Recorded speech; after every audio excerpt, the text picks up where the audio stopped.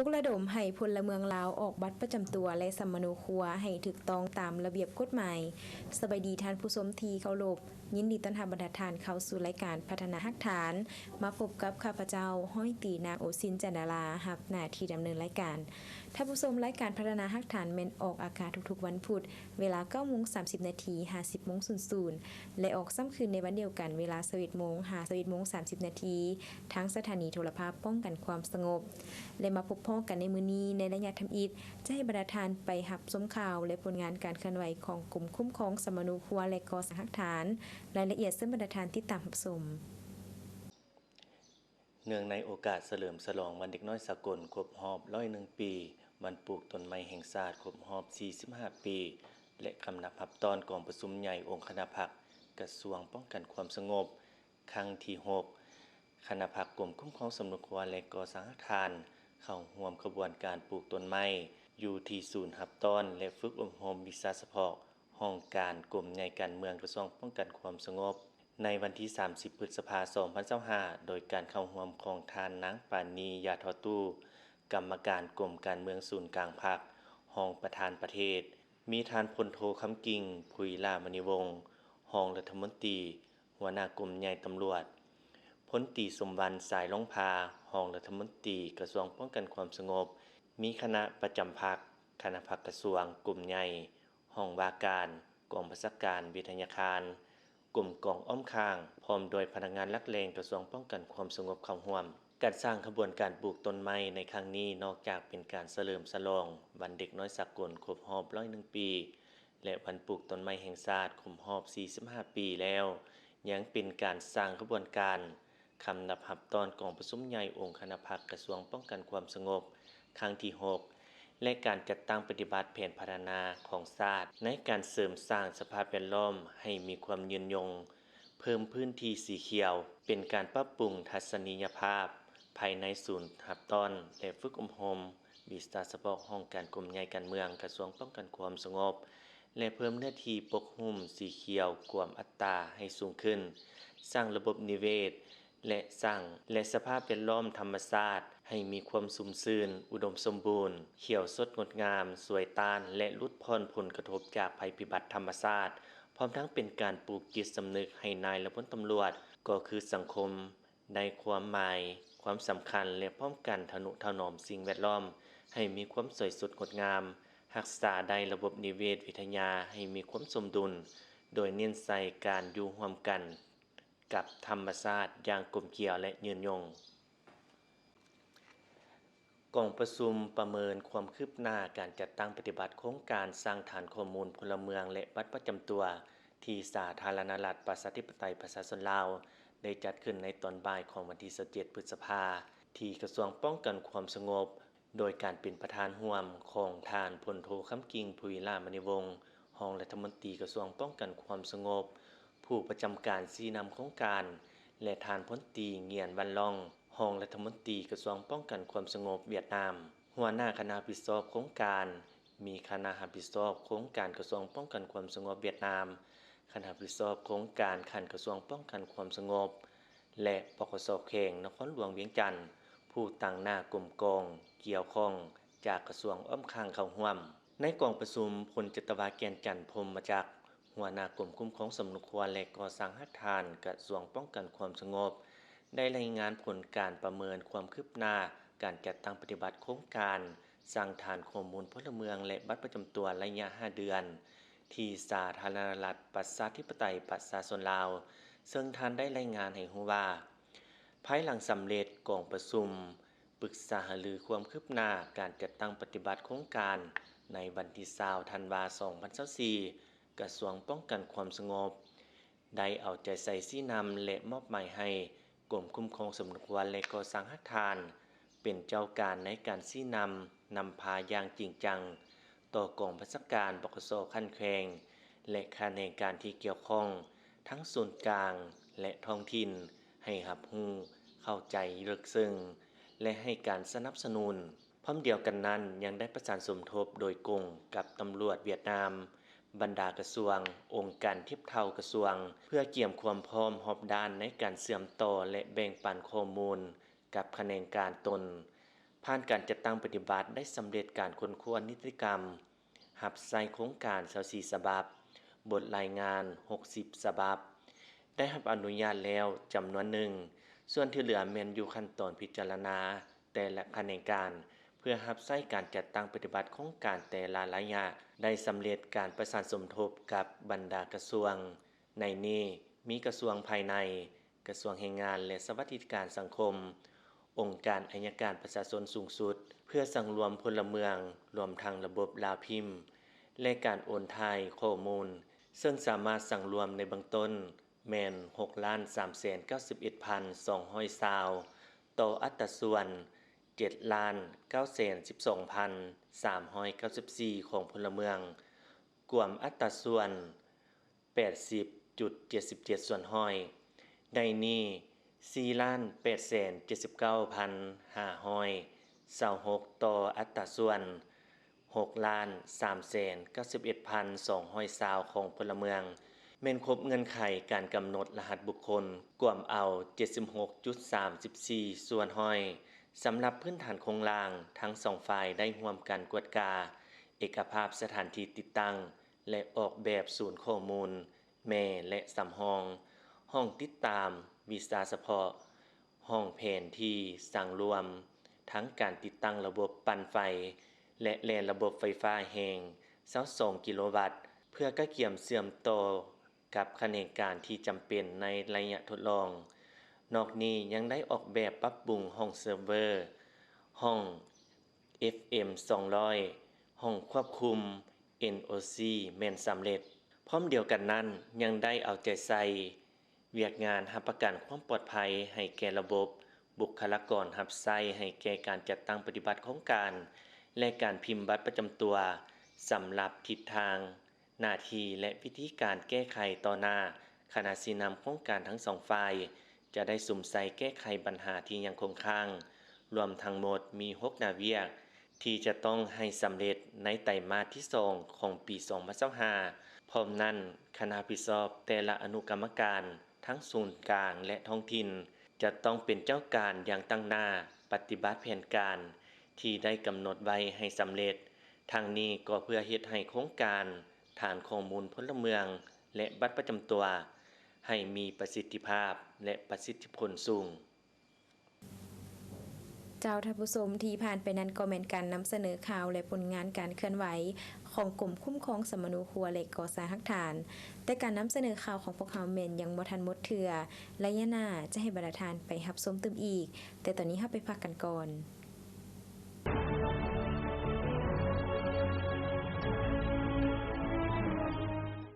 รายการพัฒนารักฐานเป็นรายการหนึ่งที่นำเสนอเกี่ยวกับผลงานการเคลื่อนไหวเวียกงานวิชาเฉพาะในด้านต่างๆของกลุ่มคุ้มครองสมนุครัวและก่อสร้างอาคารกองก่อสร้างอาคารการเมืองและบรรดาห้องคุ้มครองสมนุครัวและก่อสร้างอาคารอยู่บรรดาแข่งการเคลื่อนไหวของกำลังปกสกลุ่มและปกสบ้านในขอบเขตทั่วประเทศโดยเฉพาะแม่นเวียกงานคุ้มครองสมนุครัวเวียกงานออกบัตรประจำตัวลาวและต่างดาวการผลิตกาประทับและการหันกำลังลงก่อสร้างอาคารการเมืองอยู่จุดล่อแหลมในขอบเขตทั่วประเทศซึ่งจะออกอากาศทุกๆวันพุธเวลา 9:30 น. 50 โมงและออกอากาศซ้ำคืนเวลา 21:00 น. 21:30 น. ทางโทรภาพป้องกันความสงบและท่านสามารถรับชมย้อนหลังได้ที่ทาง YouTube รายการพัฒนาอาคารติดต่อโฆษณาและตำหนิส่งข่าวได้ที่เบอร์ 030-4838-940 อีเมลกรมคุ้มครอง 509เจ้าท่านผู้ชมมาพบกันในระยะที่2ของทางรายการจะให้บรรดาทานไปสืบต่อรับชมข่าวและผลงานการเคลื่อนไหวของกลุ่มคุ้มครองสมนูครัวและก่อสร้างรักฐานรายละเอียดซึ่งบรรดาทานติดตามรับชม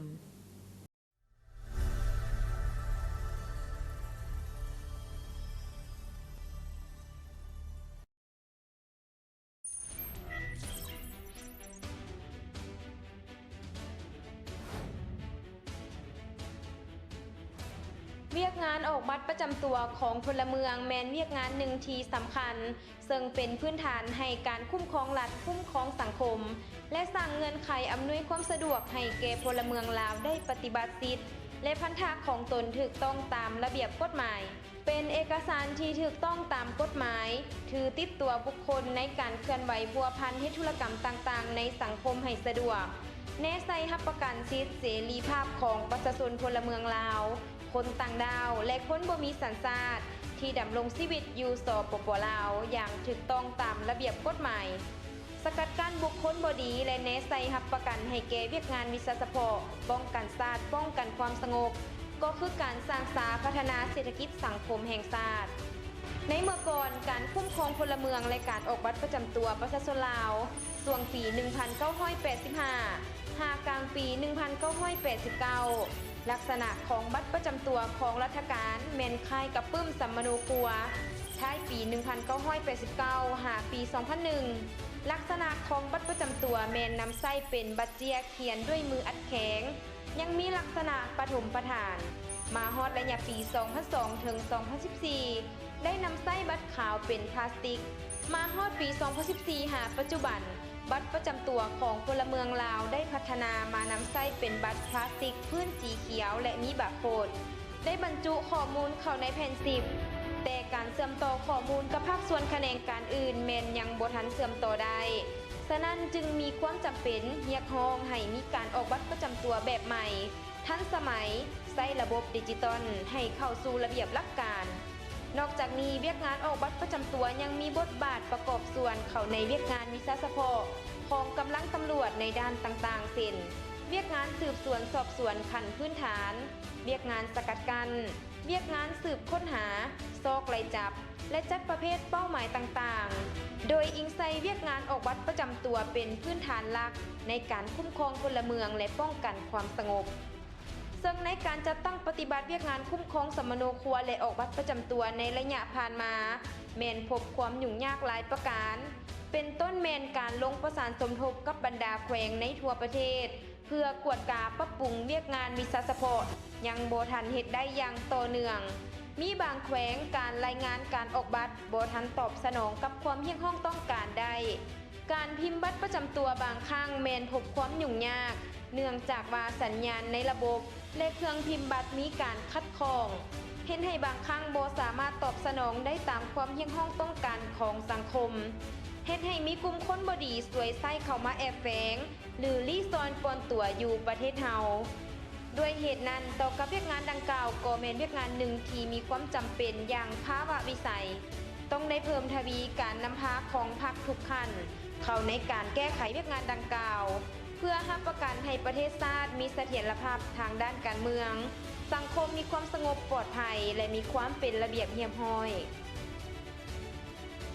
ดังนั้นเพื่อเฮ็ดให้โครงการสร้างฐานข้อมูลพลเมืองและบัตรประจำตัวอยู่สปป.ลาวได้รับการจัดตั้งปฏิบัติอย่างกว้างขวางเลิกเซิงในขอบเขตทั่วประเทศ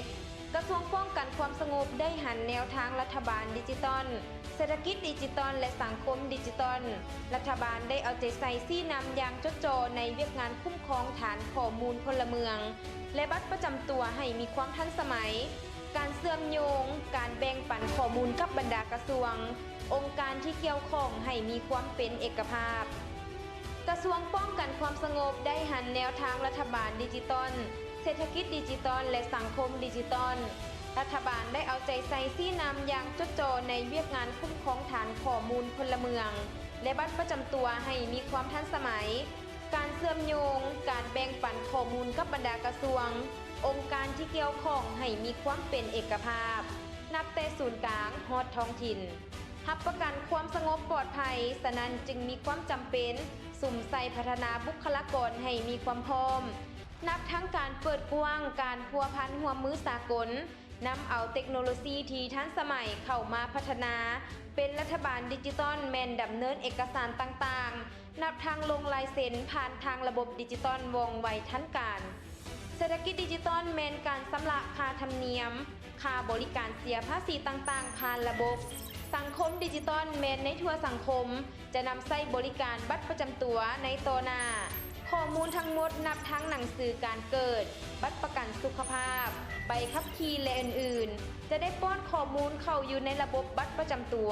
และสามารถนำใช้บัตรประจำตัวแทนเอกสารอื่นๆ ได้เฮ็ดให้มีความสะดวกให้แก่ประชาชนพลเมือง โดยผ่านระบบให้ว่องไวทันการบ่มีหลายขั้นตอน ประหยัดงบประมาณของรัฐ และสามารถเชื่อมโยงข้อมูลกับบรรดากระทรวงแขนงการต่างๆ ก้าวไปถึงการเชื่อมโยงกับสากล โดยเฉพาะแม่นการร่วมมือกับกระทรวงป้องกันความสงบเวียดนาม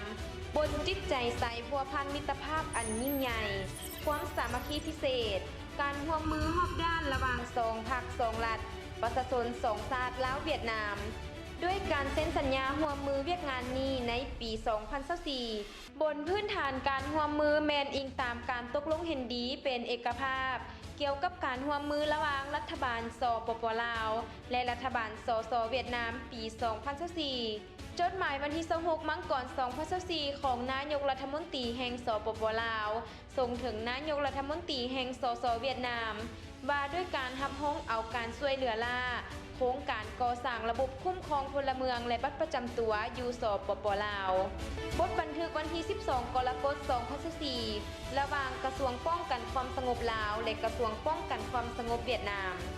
ข้อตกลงของรัฐมนตรีกระทรวงป้องกันความสงบฉบับเลขที่ 1800 ปกส.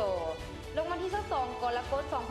2024 ว่าด้วยการแต่งตั้งคณะรับผิดชอบปฏิบัติโครงการก่อสร้างฐานข้อมูลพลเมืองและบัตรประจำตัวซึ่งมีคณะรับผิดชอบ4นำรวมโดยมีกระทรวงป้องกันความสงบลาวและกระทรวงป้องกันความสงบเวียดนามเปรียบสองหน่วยตาสองแขนขาคนผู้เดียวลาวเวียดนามเพื่อนแท้คนแต่ปืนยืนอยู่เคียงกันเพื่อนอยู่เมืองนั้นเขาอยู่เมืองนี้สองเปิ้นผู้ลวงความที่มันแล้วเรามันเดียวกัน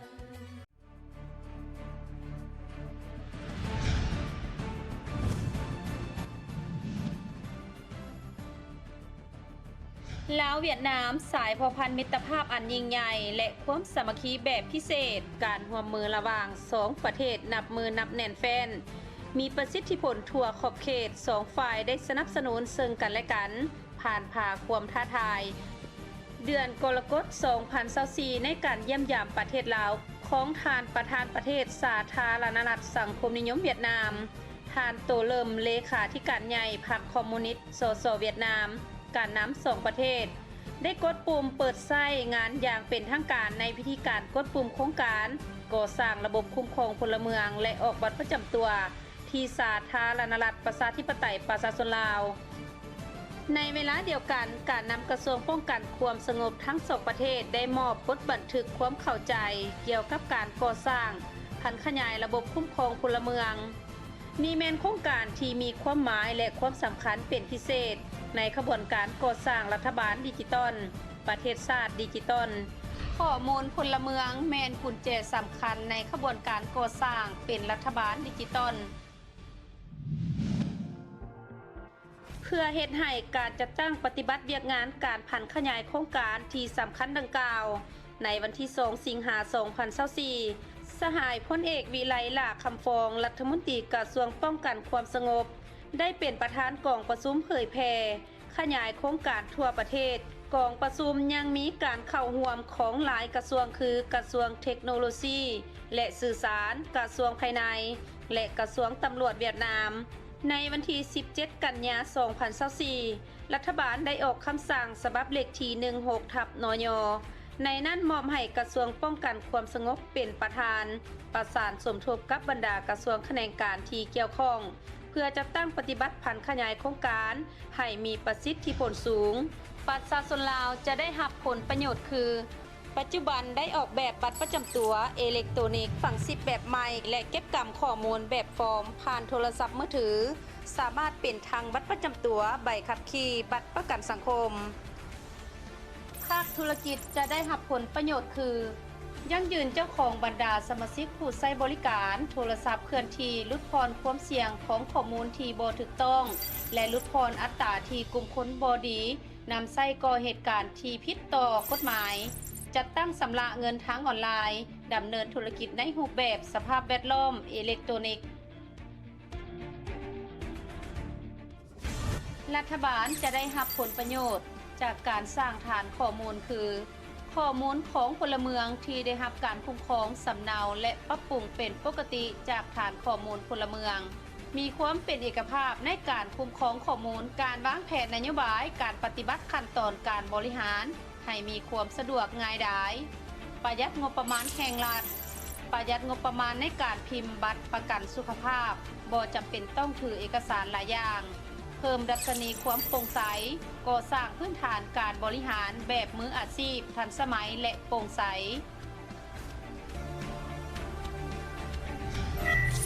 5ปัญหาใหญ่ประกอบมีทางด้านกฎหมายข้อมูลพื้นฐานโครงสร้างความปลอดภัยของระบบทรัพยากรบุคลากรและต้นทุนบางหน้าเวียกของโครงการได้รับการจัดตั้งปฏิบัติผันขยายอย่างเร่งด่วนเป็นต้นกระทรวงป้องกันความสงบ2ประเทศได้ออกแผนการไว้หลายฉบับในการจัดตั้งปฏิบัติผันขยายโครงการบรรดาหน่วยงานที่ขึ้นกับ2กระทรวงตามหน้าที่และเวียกงานของตนเพื่อจัดตั้งผันขยายให้มีประสิทธิผลกระทรวงป้องกันความสงบลาวได้จัดตั้งคณะผู้แทนขั้นรัฐมนตรี3ท่านคณะผู้แทนขั้นกรม2ท่านไปเยี่ยมยามและถอดถอนบทเรียนประสบการณ์ผันขยายโครงการเวียดนามและได้ส่งพนักงานจำนวน20สหายไปเวียดนามเพื่อประสานสมทบก่อสร้างโครงการและกระทรวงป้องกันความสงบเวียดนามยังได้จัดตั้งคณะผู้แทน2ท่านเฮ็ดเวียกอยู่ลาวเพื่อดำเนินสำรวจ5กระทรวง3กรมกอง4ตำรวจท้องถิ่นปัจจุบัน2ฝ่ายได้เอกภาพมติเห็นดีประกาศใช้เพื่อรับใช้เวียกงานผันขยายโครงการออกแบบสำเร็จ6ซอฟต์แวร์กับบรรดาขบวนการชั่วคราวเพื่อปฏิบัติจัดตั้งผันขยายโครงการในนั้นมีขบวนการโอนถ่ายเอกสารสำเนาสมโนครัวเพื่อปฏิบัติจัดตั้งผันขยายโครงการในนั้นมีขบวนการโอนถ่ายเอกสารสมโนครัวเป็นเอกสารอิเล็กทรอนิกส์และโอนย้ายข้อมูลติดตั้งซอฟต์แวร์คอมพิวเตอร์จำนวน444เครื่องให้แก่18แขวงและ148เมืองยกระดับการส่งสัญญาณเป็น5เมกะไบต์ในขอบเขตทั่วประเทศและมาฮอดปัจจุบันปกส.เมืองอยู่บรรดาแขวงได้หันสมโนครัวเป็นดิจิตอลทั้งหมด 13,418 ฉบับในจำนวนของแฟ้มเอกสารสมโนครัวทั้งหมด 761,996 ฉบับปัจจุบันศูนย์ข้อมูลหลักห้องแผนที่ดิจิตอลได้รับการออกแบบและติดตั้งอยู่กรมคุ้มครองสมโนครัวและก่อสร้างหลักฐานศูนย์ข้อมูลสำรองได้รับการออกแบบและติดตั้งอยู่กรมสกัดกั้นและต้านอัคคีภัยเพื่อตอบสนองตามความยันห้องต้องการในการโอนถ่ายข้อมูลและโอนถ่ายสมโนครัวเป็นเอกสารอิเล็กทรอนิกส์กรมตำรวจคุ้มครองความเป็นระเบียบเรียบร้อยทั้งสังคมกระทรวงตำรวจเวียดนามได้จัดตั้งปฏิบัติมอบหับและติดตั้งบรรดาอุปกรณ์อยู่ที่กรมคุ้มครองสมโนครัวและก่อสร้างหลักฐานกระทรวงตำรวจลาวสืบต่อพันขยายติดตั้งซอฟต์แวร์เพื่อรับใช้ในการโอนถ่ายสมโนครัวเป็นเอกสารอิเล็กทรอนิกส์รับประกันให้ได้ห้อยส่วนห้อยของบรรดาเมืองแขวงอยู่ลาวได้เชื่อมต่อระหว่างระบบลาว PIM กับระบบโอนถ่ายข้อมูลกรมคุ้มครองสมโนครัวและก่อสร้างหลักฐานกระทรวงตำรวจลาวได้สมทบกับกรมตำรวจคุ้มครองความเป็นระเบียบเรียบร้อยทางสังคมกระทรวงตำรวจสสเวียดนามจัดตั้งฝึกอบรมให้พนักงานตำรวจจำนวน358สหายเกี่ยวกับเวียกงานโอนถ่ายข้อมูลเป็นเอกสารอิเล็กทรอนิกส์และพร้อมด้วยคณะ5สุดทั้งหมด125สหายที่ขึ้นกับกรมเพื่อช่วยเหลือ125เมืองในเวียกงานติดตั้งแนะนำเกี่ยวกับระบบซอฟต์แวร์เชื่อมต่อสายส่งและจัดตั้งปฏิบัติการโอนถ่ายสมโนครัวเป็นเอกสารอิเล็กทรอนิกส์ให้16แขวง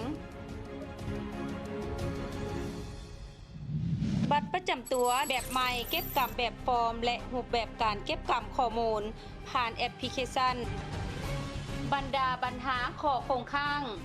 เกี่ยวกับพื้นฐานด้านนิติกรรมปัจจุบันสาธารณรัฐประชาธิปไตยประชาชนลาว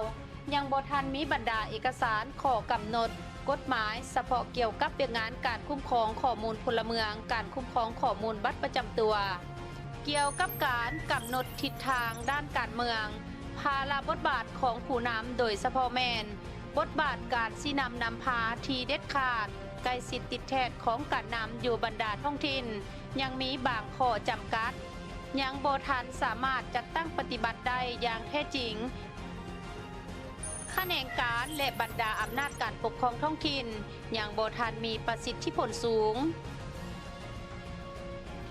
ด้านการรับประกันเงื่อนไขที่จำเป็นเกี่ยวกับงบประมาณพื้นฐานโครงล่างการรักษาความลับยังบ่ทันตอบสนองได้ตามความเรียกร้องต้องการที่วางออกเวียกงานการโฆษณาเผยแพร่ต่อกับโครงการยังบ่ทันได้รับการสุ่มใส่จัดตั้งปฏิบัติการเอาใจใส่การประสานงานของบรรดาแขนงการอำนาจการปกครองท้องถิ่นยังบ่ทันมีประสิทธิผลการรับประกันเงื่อนไขที่จำเป็นเกี่ยวกับการสนองงบประมาณพื้นฐานโครงล่างรับประกันความลับยังบ่ทันตอบสนองได้ตามความเรียกร้องต้องการสร้างอุปสรรคต่อความสำเร็จของโครงการบรรดาความเสี่ยง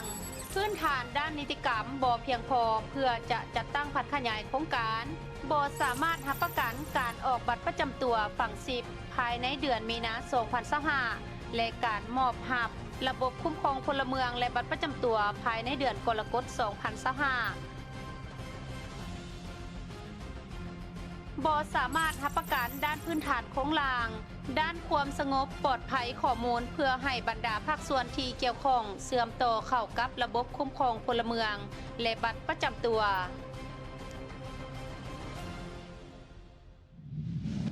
เพื่อรับประกันการปฏิบัติโครงการให้ประสบผลสำเร็จและมีประสิทธิผลสูงคณะชี้นำได้จัดตั้งกองประชุมเป็นระยะหีบด่วนเพื่อแก้ไขปัญหาข้อยุ่งยากส่งเสริมการดำเนินการแก้ไขปัญหาให้มีประสิทธิภาพในการดำเนินโครงการหัวหน้าแต่ละหน่วยงานต้องมีความรับรู้เข้าใจอย่างถูกต้องมีความตั้งใจทางการเมืองสูงมีความตั้งหน้าและมีหัวคิดประดิษฐ์สร้างในการจัดตั้งปฏิบัติโครงการเพื่อเพิ่มทวีการกวดกาติดตามความรับผิดชอบของผู้นำบทบาทของสมาชิกภาคพนักงานรัฐกรเอาใจใส่เป็นพิเศษต่อเวียกงานการรักษาความปลอดภัยและความปลอดภัยของข้อมูลเลือกเอาการทดลองเวียกงานผันขยายที่เหมาะสมเพื่อเรียนรู้จากประสบการณ์และปรับใช้ทั่วประเทศประสานงานเฮ็ดเวียกงานร่วมกันอย่างแน่นแฟ้นระหว่างบรรดากระทรวงแขนงการองค์การหน่วยงานต่างๆเพื่อร่วมดำเนินการได้แก่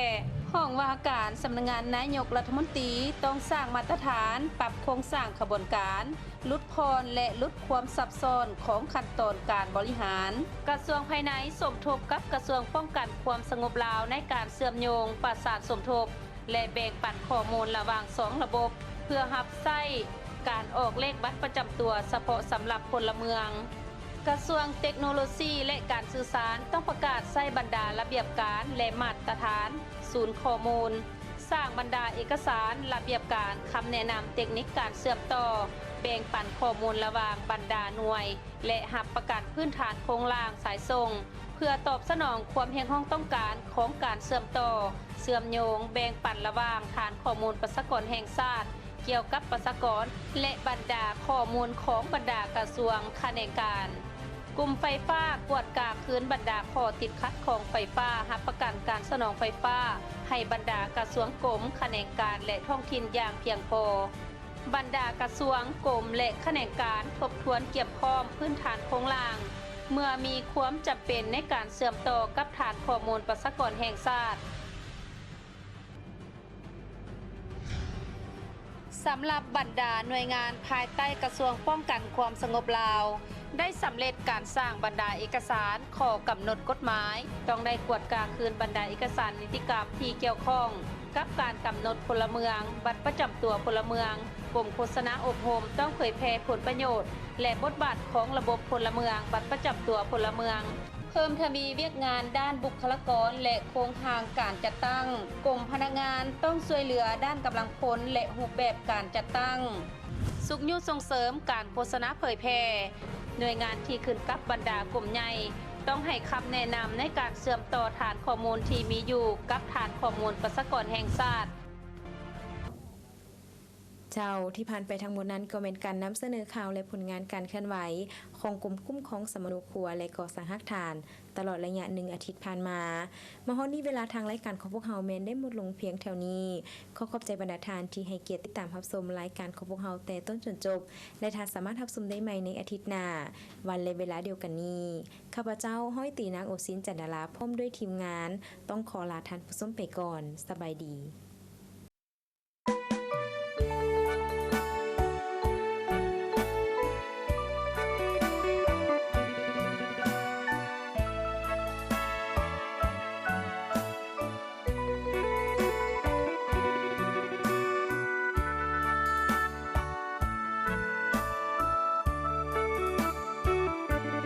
กรมคุ้มครอ